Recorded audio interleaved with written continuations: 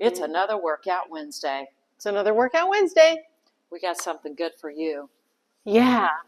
Reps and sets. Oh my. Reps and sets.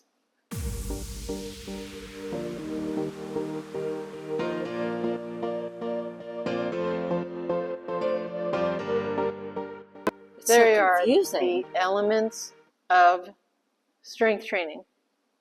Yeah. The number of repetitions that you do of any given exercise. Let's say it's a push-up or a chest press. You're going to do a certain number of them right in a row without stopping. That's reps. Right. Repetitions. Now, if you rest and then come back and do it again, or go on to another exercise and then come back and do it again, well, that's a new set. Just a group of repetitions. Right. We have to ask ourselves, so what is your goal? A lot of times when people come to us, they're just normal people and they want to get stronger. Normal. We use that term loosely. And there's a spectrum of normal. Right. And that you hear typically 8 to 15 repetitions. Well, remember, these are all just guidelines. And sometimes I can't look at a weight or look at a band and say, that'll be perfect for you. So you have to figure out what amount of resistance is going to allow you to fatigue the muscle in the 8 to 15. If you could just keep going all day.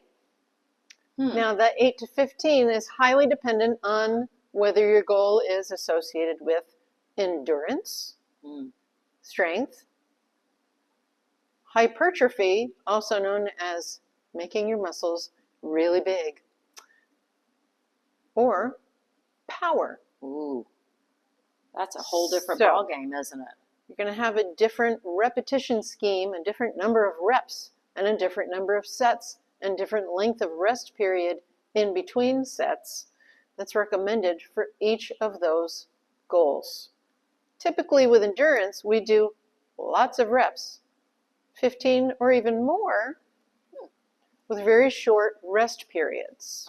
We have people that may come to us either before they visit the therapist for physical therapy or after, and they just call it the boring exercises. But there is a place for that type of work because you're building the endurance. So you do more repetitions, the weight probably will be a little lighter. Right. So it takes longer to get fatigued with a lighter weight. You're going to use a heavier weight so that you're fatigued somewhere between, say, 10 and 15 repetitions for a strength routine.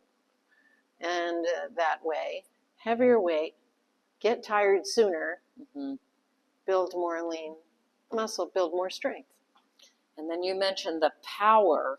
When you get into hypertrophy or powerlifting is a whole different thing because that's a competitive event and there's a certain technique involved in different power lifts and so forth. So if we're going for hypertrophy, just getting the muscle really big as quickly as possible, then you're going to tend to use much higher weights, much lower repetition schemes, longer rest period, and more sets.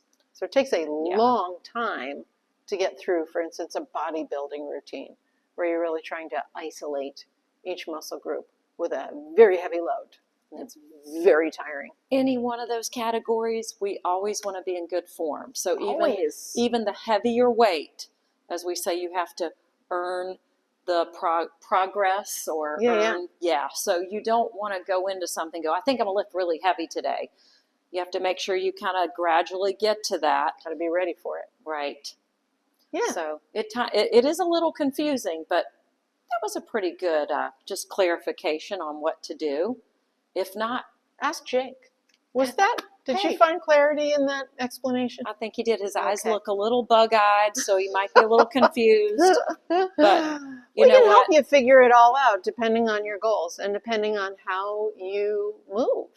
We have to base everything off of your starting canvas. Right.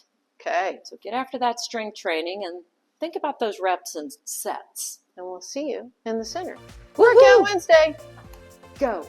Go. Go. Reps and sets and reps.